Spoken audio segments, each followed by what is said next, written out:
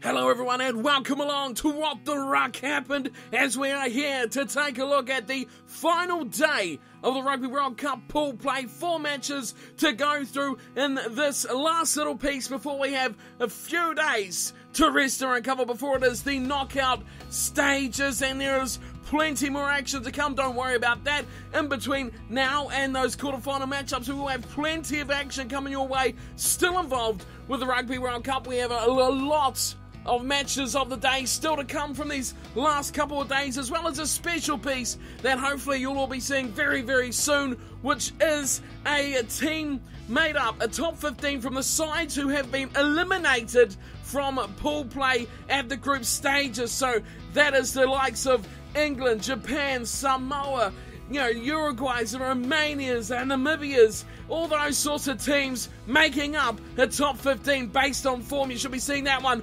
very, very soon. But for now, for today, it is a look back on the final day's play where we had 4 matches coming your way. So sit back, relax, and enjoy the discussion. Once again, as always, leave your thoughts below in the comments if you think something about these matches you may disagree with or agree with, for that matter. As per always, your views, your opinions are just as important as anyone else's. So let me know exactly what you think of these 4 matches we have coming up from the final day's play. It was Argentina who kicked things off with their final match against Namibia, and from Pool C, the final game out of that pool as well, the 37th match. Then the 38th match of the World Cup was Italy up against Romania, the second to last match out of Pool D, and a bit of a decisive match as well, because Italy weren't secure their spot for 2019 yet, and they needed a win over the Romanians to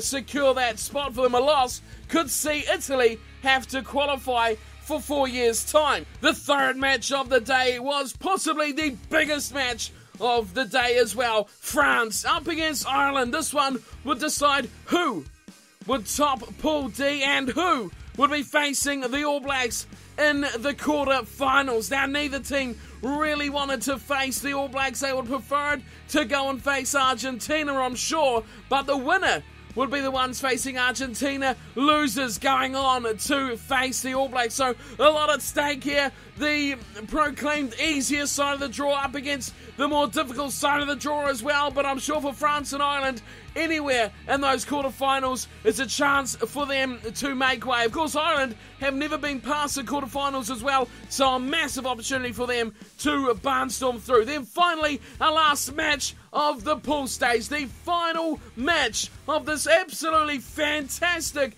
tournament so far, of the pool play that is, would be USA up against Japan. Now, Samoa could not do the Japanese a favour in the previous day where they just went down to Scotland, which meant that Japan now have no chance of making the quarterfinals, despite the result that they may get against the USA, which is disappointing. I think Japan is that side that really would have deserved it. It would have been the icing on the cake, and whatever happened at quarterfinal time would not matter at all. So that's a shame for the Japanese, but I'm sure they will go out of this tournament with their heads held very, very high, whatever happens in their final match.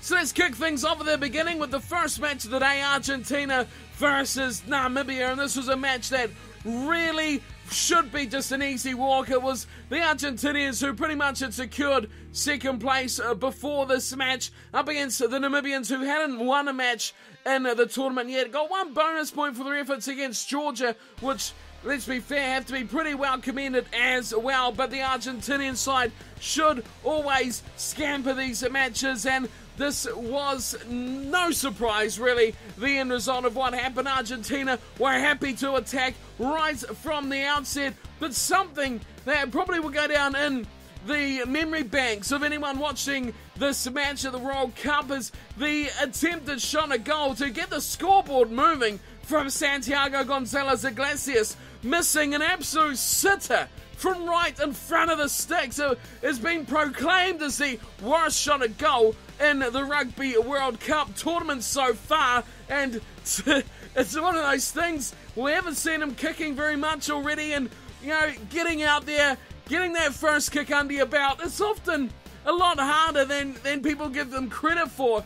to line that up, to get his team off to a good start, he just messed up. He messed up fair and square. The poor fellow, well, didn't do his confidence any good, but he made up for that very, very much later on in the match, as his kicking for the rest of the game was pretty much on song and couldn't be questioned at all. The Argentinians, though, didn't take long to get into their groove, as the first try came in the 6th minute, going to Juan Martin Hernandez. A big break on the right for Moroni. A vicious step as well. My God, that was an absolute monster of a step from Moroni, playing on the wing. Normally see Moroni in the centres, and this is another man that gets me very, very excited about the prospect of Argentina in the future, as well as now, for that matter, the likes of Sakino, Moroni, Cordero. So 3 players, especially from the back line, that are really going to set the rugby world alight in the future for Argentina. In the forwards, you got the likes of Petty and Issa, and plenty of big names in there that are ones massively for the future of this Argentinian side. But this try was an absolute screamer. Like I said, the step for Moroni was it was an absolute classic. Hit a planting right foot, just bang.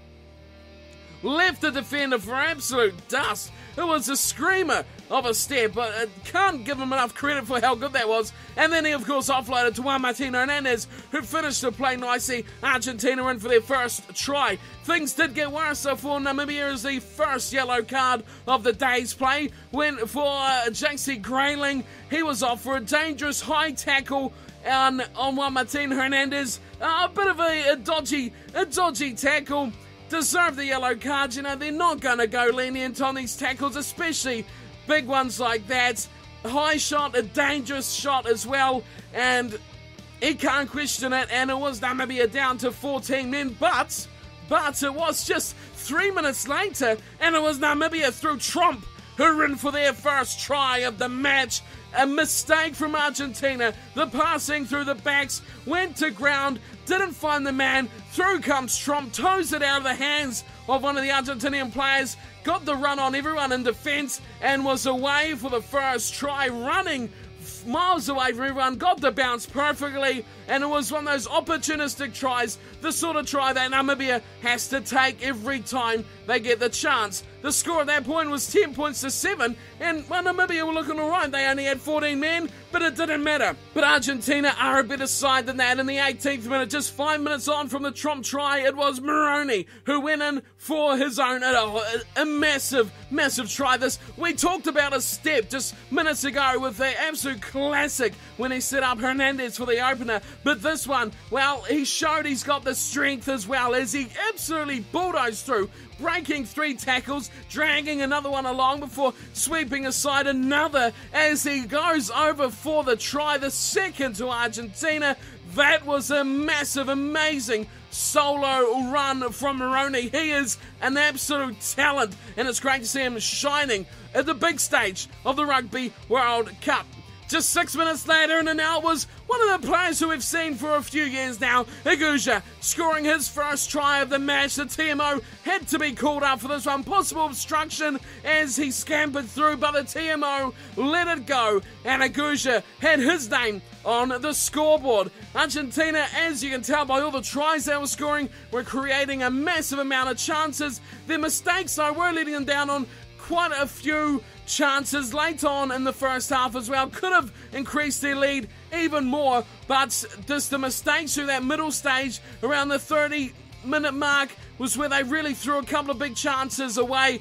Namibia were lucky. They should have probably got their second yellow card of the match. The neck roll, the neck grab, the neck tackle, whatever you want to call it. Dysel, the Namibian player, could have been gone. He only got a penalty, but it's something you just cannot go to the neck. You cannot go to the neck. It's something we've seen time and time again. Teams are getting ripped to shreds for going around the head and neck area. And that is what sparked Argentina as well as they went into the halftime break. Just 5 minutes before halftime, and it was a man we just spoke of before, Issa, who got on the end of a big rolling maul from the Argentinians. A little play off the back of the maul, and a couple of rucks and a couple of phases later, he was in for a barnstorming try, showing his power, showing his ability to stay on his feet in contact, and get that extra 2 or 3 metres that proved decisive as he dots down for his opening try of the game. And Argentina were just blowing this one away at the moment. The 40th minute of the game, Namibia trying to starve it off till half-time, but it was the big front rower Paz who scored his first try of the match as well. Argentina were on a late run here into the break. They were just looking so good, and they were just busting away. Big tries, front rowers charging over. TMO had to go back and look at this one. A possible knock-on earlier on the play, but it was deemed to go backwards. Paz got his first try of the game, and he was looking pretty chuffed with himself as well. Fantastic try right on half-time. Argentina were absolutely blitzing it at the moment. Half-time come along following that try, and it was 36 points to 7. Complete demolition of the Namibian side following those late tries as well. Really blew them completely out of the water. Into the second half, and we were just a couple of minutes in, and it was Grayling from Namibia who seized another opportunity thanks to a loose ball from the Argentinian attack. And again, as what we spoke of before, the chance arose, coming in, stealing the ball when it just bumbles out into the field. You got to take that ball, you got to catch the defence unawares, and Grayling did exactly that, scoring the second try for Namibia. They were here to play, they were here to attack, and they were here to look good, and they were here to really get out there, have some fun, and chance their arm against the Argentinians. But Argentina, they're the experts at chancing their arm and scoring fantastic tries, but they kept it tight for the next try, giving it to the big man in the second row, Alimano, who's drived over from close range. A tall man, knows how to use his advantages to himself. He stretched over, big arms, big lunge as well, to score another try for Argentina, who were just running away with this match as an absolute canter. They were doing it easy at the moment. Just after the 50-minute mark, and there was a couple of big moments here in the game. First one was a bit of a milestone for one of the Namibian players, Redling Hayes, scoring his 50th cap and being the most internationally capped Namibian player ever, which is a huge achievement. He even got the final kick of the matches. You'll probably find that all over the media and the like at the moment, having his shot at goal, which hit the post, unfortunately, for the big front rower. And there's almost a spark back in the Namibian side, as already the one who got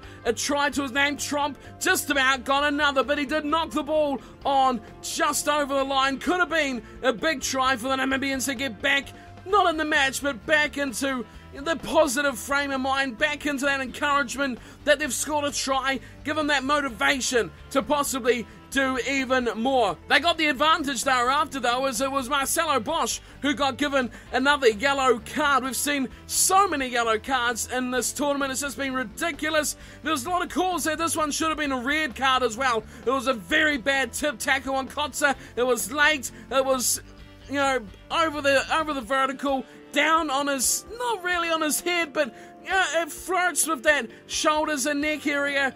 It's just something that they're really trying to stamp out, but they seem to still keep putting these big tackles in. Yellow card, Bosch was gone. Maybe now the Namibians could get some points on the board, but that is not what happened. The Argentinians held tight with their man in the bin, and then they got back on the attack. Senatore scoring a long-range try, big team try this one, from in their own half. They attacked long, big breaks going through the middle, and eventually it was the big number 8 who comes storming in from quite some distance back to the ball, and at amazing speed just coasted straight through a gap. And then after all the work was done from the fancy man out wide who got the advantage into the 22 of Namibia, and then his finish was spectacular. One of them thought he'd scored another, but it was pulled back for a forward pass, and Namibia seemed to be completely out of puff at this point as we're around the hour mark. It seems to be when these fully professional sides like the Argentina, Australia's, England's, whatever, they do have this advantage of fitness that these minnow sides just can't seem to get their heads around just yet. They're so close to being able to compete week in, week out almost, but it's the fitness is a big part of this, and it's something they'll really need to really work on in 4 years' time, I can see these matches are going to be absolutely massive. The way they're going at the moment, who knows what's going to happen. We've seen, obviously, the biggest one, Japan over South Africa in this World Cup. We're going to see many more of that in the future, I think. 2019, it is all on for young and old. We've seen Romania, we've seen Uruguay, we've seen Namibia, and we've seen, Japan, USA, Canada, even for that matter, Samoa, Fiji. They're all good enough to upset these better, more fancied, top 2 teams of each pool be upset by these sides who should be given no chance. It is amazing World Rugby has come this tight and this close. Argentina continued as we get back to the match. It was a hooker, Montoya, who got a simple finish close to the line. Big pressure, long periods, long phases from Argentina, and the hooker just trundled over from close on. Hard to stop. Namibia were getting puffed, they're getting tired, and it was really telling in their defensive effort, which has been decent so far. Sure, they've conceded a lot of tries, but they've defended valiantly, they've defended with the passion that you'd expect them to as well. Into the final 10 minutes and the excitement of the bench, Kabeli scored a fantastic try in his first real impact on the game. Shouldn't have really even been a try the way he was picked up by the Namibian second rower and almost manhandled into the try line as if he was going to just hold him up that whole time. But Kabeli, he's a slippery customer, and he wiggled his way out of this tackle to score a very good little try for the scrum half. As the match wore down, a yellow card went the way of Tunis du Plessis. Taking out a player in the air at the line out is something we've seen quite often in the last couple of days of matches as well on the line out. Refs are getting sick of it, and they're sending players to the bin for it. The final act of the match was a try, remarkably for the Namibians. It was Eugene Yanti scoring from a ruck turnover for Namibia, and he scored what is a fantastic little try for the Namibians to get themselves 3 tries in this game against Argentina, make themselves up towards 20 points. Would have maybe been 21 if they got a proper kicker on this final kick. But to give this final conversion to Redling Hayes was a great honour, a great gift to this man, the most capped Namibian player in international history for the country. He got the kick, didn't make it successful, but the final score in the end, 64-19, going the way of Argentina. Like I said at the start, not a surprising result this, but Namibia showed they've got the capability, they've got the players, and they've got some real talent in their team as well. Match 2 of the final day of group play showed just how much Argentina have progressed when you see them thrashing a team like Namibia with pretty much ease and a bit of a wider training group in there as well. Not their first team by any means, and they still did it easy. Then you see the likes of Italy in our next match, who got a real tickle up here from the Romanians, a team that is very good in the forwards and a team that has looked very impressive over this World Cup. The Romanian upset, if they could get the win over Italy, would see them into 3rd place over the Italians instead and automatically qualify for the 2019 Rugby World Cup in Japan. That was their motivation. Same goes for Italy. If they win this match, they automatically qualify as well. And it was the Romanians who got off to a good start, getting their opening penalty 3-0. That come from a scrum that Romania absolutely demolished of the Italians, absolutely blitzed them. Now, it's not very often you see the Italian scrum get decimated by a team like Romania. Italy have a pretty good forward pack. They're not world class. They're not going to push the Springboks off their own ball, but they're going to hold their own. We've seen it in years that Italy are not a bad forward pack at all. But Romania showed them a bit of a statement here and really showed them what they're capable of in this matchup. It kind of gave them that bit of scare that they probably needed in Romania, give them the confidence that they really, really wanted. Italy was almost the first team to open up the scoring with tries. It was Eduardo Gori with a chip and chase, almost putting himself in, but knocking the ball on right at the end. But they did not take too much longer after that. 10th minute of the match, it was the winger Sato who got the try. A penalty going for the corner early on. The Italian set-piece play from the line-out, getting the right winger in on the left side, getting on his opposite wing to finish off the play. The Romanian threat took a notch down as it was Van Heerden who got sent to the bin with a yellow card, playing the scrum half illegally over a ruck. It was a pretty cynical kind of thing to do. Scrum half picks the ball up, Gordy picks the ball up, and he just slaps it out of his hand on the ground, part of the ruck.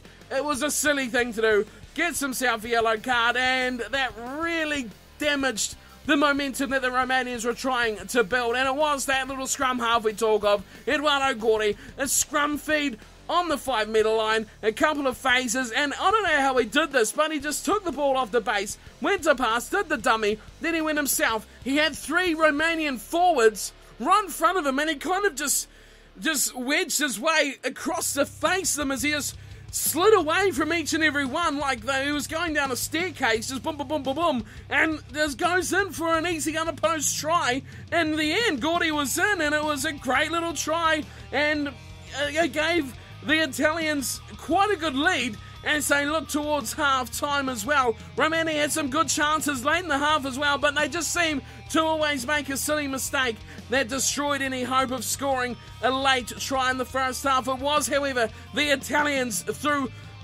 their good little fly half. I think Tommaso Allen has grown very much over the last 2 years. He has become very good fly half for the Italians. It's someone I think they're going to look to in the future quite a lot. We've got quite a lot of very talented young fly halves in these Six Nations countries as well.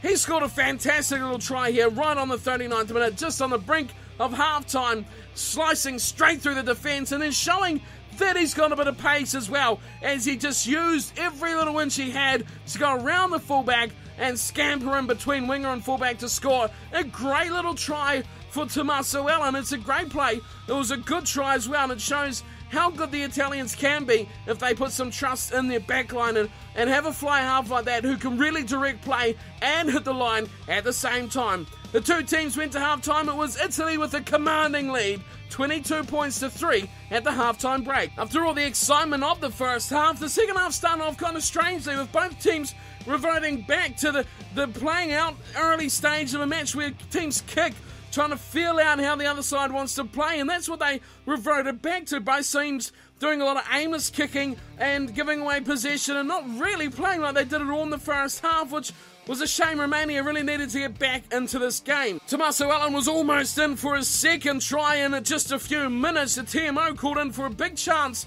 from Tommaso Allen to score, but he was eventually held up. A 5 metre scrum going to the Italians, which they did eventually score from anyway. It was Zani who picked up from the base of the ruck, wiggled his way through a couple of tackles, powered through some more to score a great try. Zani was in, and the Italians extended their lead. After that, Romania felt that they needed to go to a different plan. A different game plan is what they needed. It wasn't working what they were doing, and they threw everything at the remainder of this match. The way they played, they really opened the game up. They were expansive. They played with wit. They played with excitement and risk and chance, and it really changed the whole game from about the 50th minute on.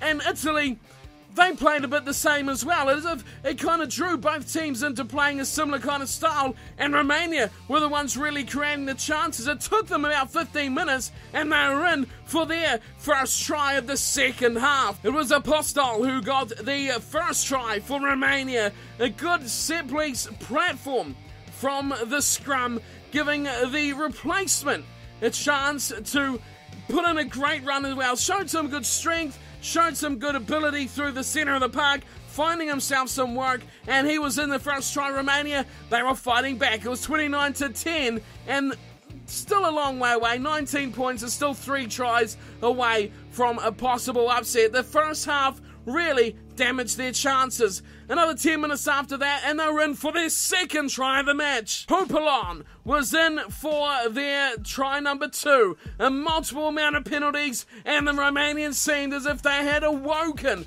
The big second rower smashed his way over, went up to the TMO because there was a pile of bodies, but could clearly see him plant that ball down at the bottom, at the base, straight in for the try. It was a fantastic try, and Popolon was in for the second Romanian try, but they were not done there yet. They were still down 32 points to 17, and the last few minutes were going to get really, really exciting. Apostol was in for his second try of the match. There was just a minute to go at this point. The backline finally clicked for Romania, and the comeback was looking on, but the time was very much against them. They couldn't get any more after that, and that was pretty much the final act of the match. Full time, 32-22. Romania fought back very hard, but Italy, their first half work was enough to get them all the way home against a strong and fast-finishing Romanian side. The question must be asked, where was that Romania for the opening 50 minutes? We didn't see it at all, but a very entertaining game. Italy had secured qualification for Japan 2019, and it was the Romanians who will, of course, have to qualify.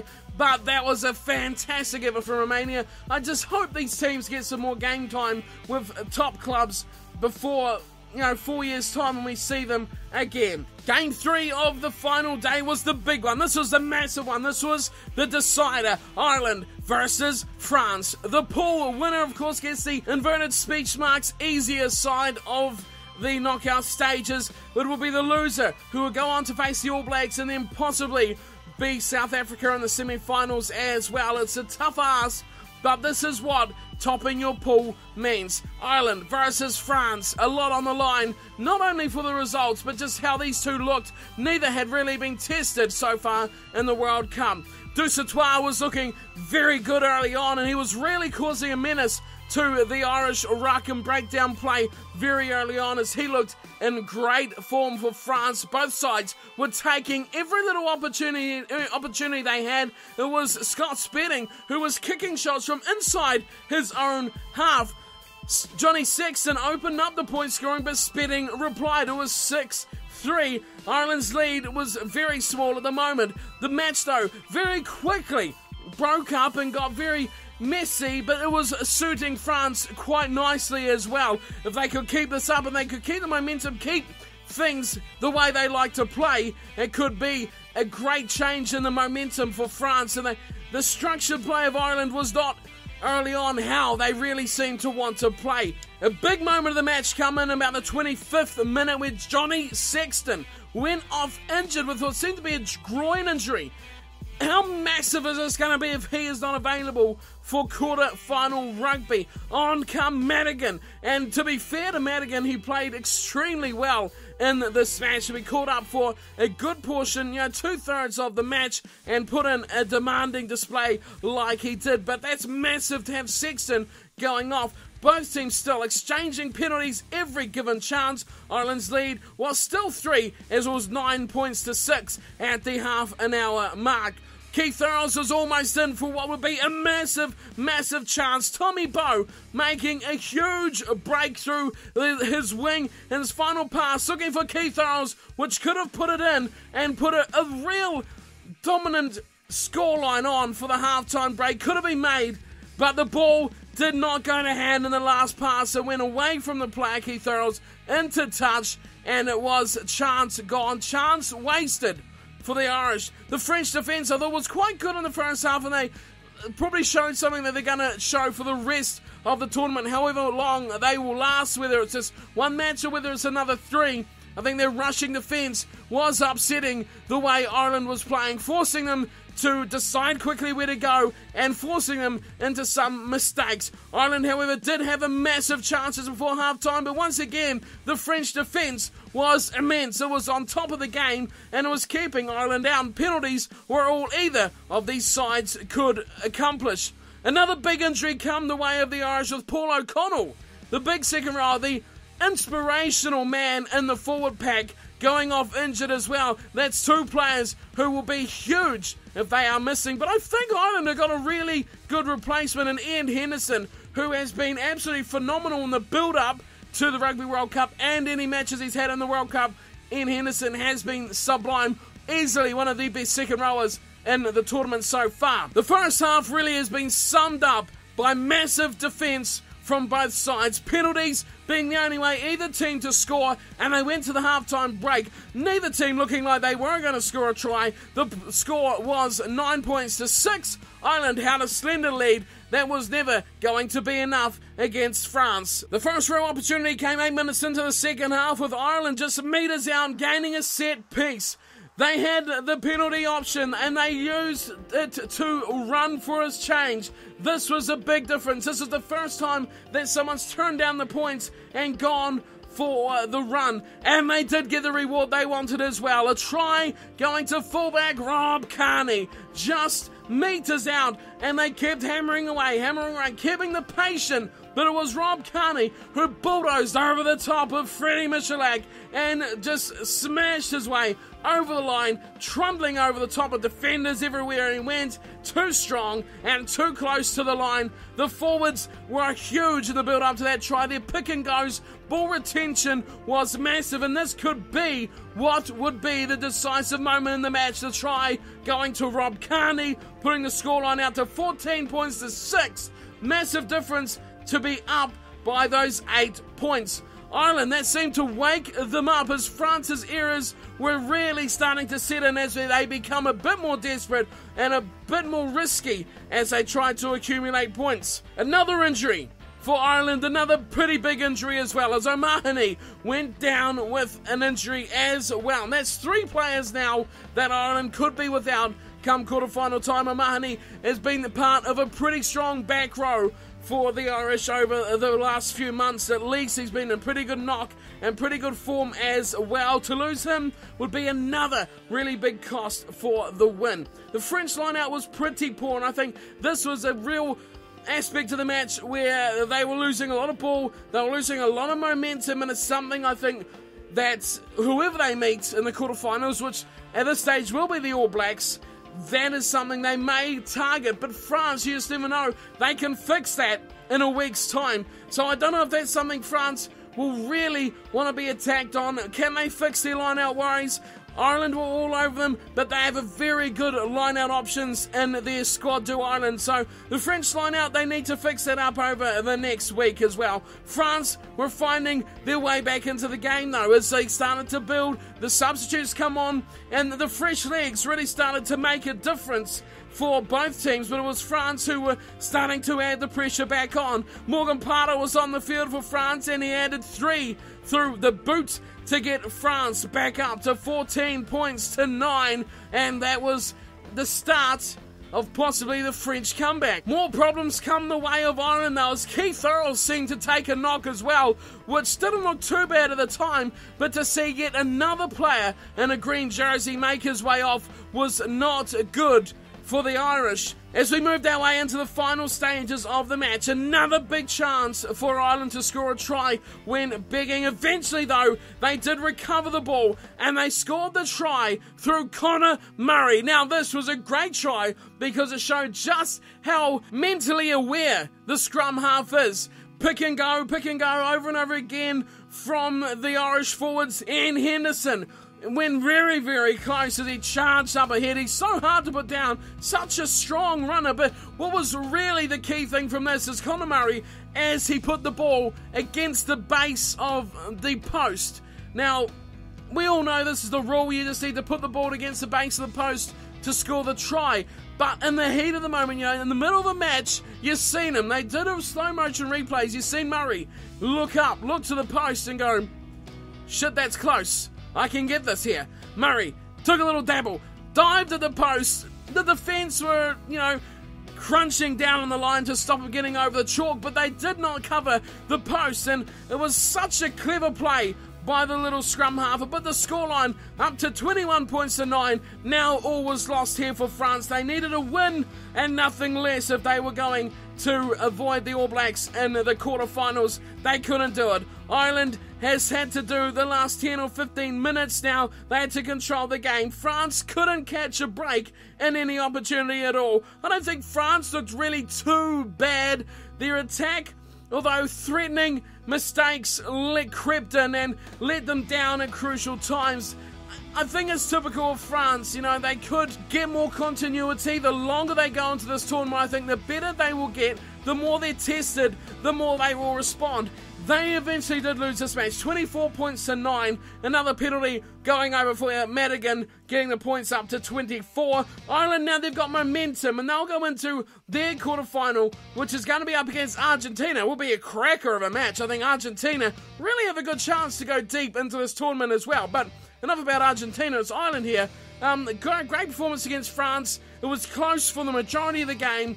France, I don't think will be too worried, because end of the day, they struggle to beat Argentina. And we all know the history they have with the All Blacks in Rugby World Cup quarterfinals at Cardiff as well. So this is great. This is exactly the quarterfinal that I think every rugby fan wanted to see. They wanted to see France versus New Zealand. They wanted to see Ireland go top. I think that was what most people predicted to happen. We have some amazing quarterfinals lined up that we will have a look at before we wrap this one up, but we still have one match to cover. And that is finally USA versus Japan, the final pool match of Rugby World Cup 2015. Two evenly matched sides, and amazing if you didn't know, it was the USA who won the last meeting between these two sides, which is good signs for the Americans going into this game, but I think Japan has really shown how much they have grown in this tournament. There was nothing riding on this game at all. Japan's hopes have been dashed by the Samoan loss, and it was really playing for that automatic qualifying spot that the Japanese would love to secure, even though they are, of course, at home for the next World Cup and automatically gain qualification anyway through being the host. But it was the Americans through McGinty who got the opening points of the game. 3-0 penalty, kicking the Americans off. But that was not enough for Japan. They did better. They opened up with the first try. Matsushima opening the try scoring for Japan. It was a chip and chase through the heart of the defense, and then quickly recycled ball spread wide, and we all know Matsushima is an exquisite finisher given the opportunity. It was a quickly recycled ball. Great work from the whole team there. The break over the top, the kick chase, then the support of the breakdown to get that ball so quickly out. The defence had no time to recover. The support of the team, the speed of the pass and possession out of the breakdown was really what opened that try up. And Matsushima, great finisher. He knows his way to the chalk. Due to that early try going to Japan, the Americans decided, well, they have to do the same. They turned down the shots at 3 and went for touch and attack instead. And they were rewarded as well, as it was Nguyen who scored their opening try of the match. 22 phases continuously on attack. The forwards did the hard work up front, and then it was a simple finish for Nguyen. Only had to scamper 10 metres into the line and score their first try. It was great work by the forwards. That was the core role from the tight 8 players in the forward pack. But the Americans undid all their hard work very quickly, straight off the kickoff, making a mistake which gave Japan an instant chance to reply, and they repaid it very similarly as well, putting together a good attack of going over 10 phases of attack before it was Fujita who scored their second try of the first half. The rolling maul, again, it's a go-to move of teams at this World Cup when they've got a line out just 5 metres out. That's what you do. You go for a rolling maul and you put the faith in the forward pack to get the job done. The Japanese retook their lead and they were up 14-8 at just before the halftime break. They added another penalty just before they went to halftime, and the halftime score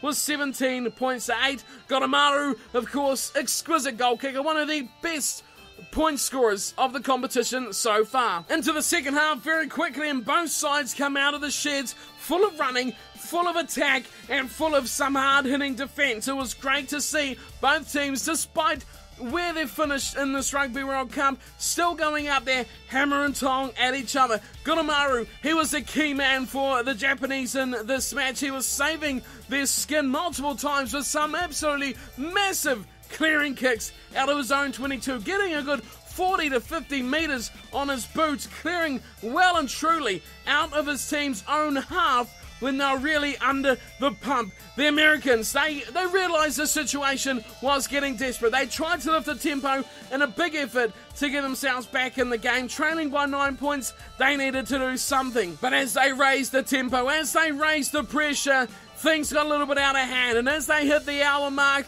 they got dished out the only yellow card of this final match, going to Eric Fry, and that really put a bit of a clink in their chain, a bit of a break in their momentum, and it was the Japanese who hit back very quickly after that from the yellow card. It was Murphy. Now this man is something special. This man is something absolutely special. They need him to be in this Japanese Super Rugby side. This man is an absolute monster. He is so hard to stop, so hard to put down, so impossibly hard to tackle. A line-out set play, and why don't you give it to Murphy as well? He's so strong, and he comes off the bench as teams are tiring around the hour mark like he did in this game as well.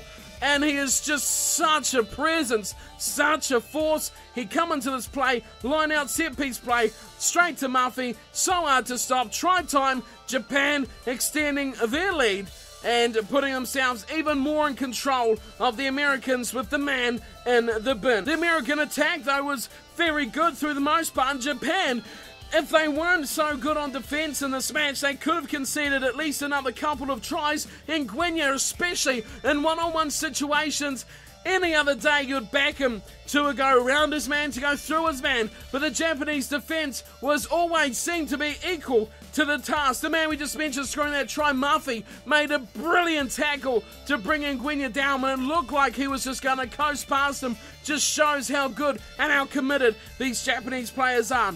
Into the final 10 minutes, and America did get that try they're looking for. Chris Wiles scoring the final score of the match. Coming on the back of a long time on defence, they turned it into attack. McGinty, a great pass over the top of the defence, finding Wiles, who scampers in, and he scores their second try of the game. Now, they weren't even anywhere near getting back into it, but that gave them hope for the final 10 minutes that they could find a way back. They attacked very hard to the Americans, but they just couldn't seem to break down this Japanese defence again, and they held tight to secure, amazingly, their third win of the tournament. That is amazing. Japan, 3 wins, yet they don't qualify for the quarterfinals. Now, you look at every other second place side in the Rugby World Cup pools, they have all got 3 wins and 1 loss, and yet Japan, the same, and they have not made it through. Unbelievable. It's bonus points that has let them down, and they have not made it out of their pool. Unbelievable. Just 4 points behind South Africa. That is 3 teams in that pool who finished on 3 wins, 1 loss. Unbelievable stuff from the Japanese, and so devastating that they couldn't make their way into the quarterfinals. Would have been massive for them to make it out. The final score was Japan winners 28-18 over the USA. Now we're going to have a quick look at the quarterfinal matchups that are coming up in a week's time. Next weekend, they are coming your way. We have 2 on 2 days. South Africa versus Wales will be the first one up, and then following that, New Zealand versus France, the second quarterfinal matchup from Cardiff. Millennium Stadium going to be massive. South Africa, Wales at Twickenham as well. I'm sure there'll be plenty of Welsh support there. Into the second day of quarterfinals, Ireland will be at Millennium Stadium to face up against Argentina. And then the Wallabies, Australia, will be up against Scotland for the 4th and final quarterfinal match. Now, my picks here for this, I guess, could be pretty predictable, but I'm going to say that South Africa will be too much for Wales. New Zealand, I think there's just too much riding on this match here against France, as everyone predicted. We knew months and months and months ago that this was going to be the situation. I think New Zealand are well and truly prepared, and we could see some pretty big things here from the All Blacks. That's what I'm expecting as well, but I'm also expecting, as always, France will just explode for this match, and it could be a cracker. It could be one of the best World Cup matches so far in the tournament. That's my picks for the first 2. Into match 2, and I'm sorry, Ireland, but I really like Argentina. I really like Argentina. If Sexton isn't fit, if O'Connell isn't fit, that could be really detrimental to Ireland's chances. It's going to depend on those injuries. I really like Argentina to win this one. I think they can. Ireland's got that stigma, never getting out of the quarterfinal stage. I guess Argentina, for that matter, just about the same. They have hardly done it either. And it's going to be a classic. I think that's going to be one of the biggest matches of the quarterfinal round between those 2 countries. That's going to be a cracker. I'd like to see Argentina win it, but I think the head is going to go for Ireland just, depending on injuries. If Sexton is out, O'Connell is out, I'll go Argentina by a whisker. I know a lot of you will disagree with that one as well. Finally, Australia versus Scotland, and as much as I'd love to say Scotland are going to do the Wallabies, I think Australia is going to be far too tough, far too good. But it's going to be interesting to see if Australia can score tries, because I think Ireland, semi-final possibility against Australia, 2011, comes haunting back to the Wallabies. So it's going to be fantastic.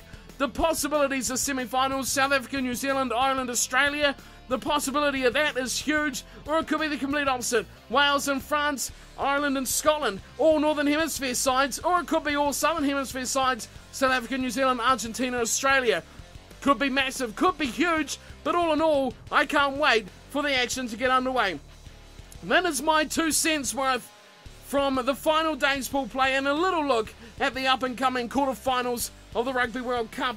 But I will be back here next weekend, so stick around and stay tuned for more What the Ruck happened. In the meantime, as I mentioned before, we're going to have some special knocked out top 15 players. We've got some more match of the days coming up as well from these last couple of days. We have some action from Australia, Wales, some are Scotland, France and Ireland match as well. We're going to have about 3 or 4 games coming your way from that as well. As far as plenty more content coming up, we'll have a video coming up updating everyone about what's coming up on the channel as the World Cup starts to get into nitty-gritty and the real action. We have a bit more time to go back to our regular content, but the World Cup still will be the firm focus of the channel for the next few weeks at least. So for now, for today, thank you for tuning in and watching. Hope you're enjoying a little chat over here for the final pool play of Rugby World Cup. And we will meet again very soon. Until then, thank you for tuning in and watching, and take care.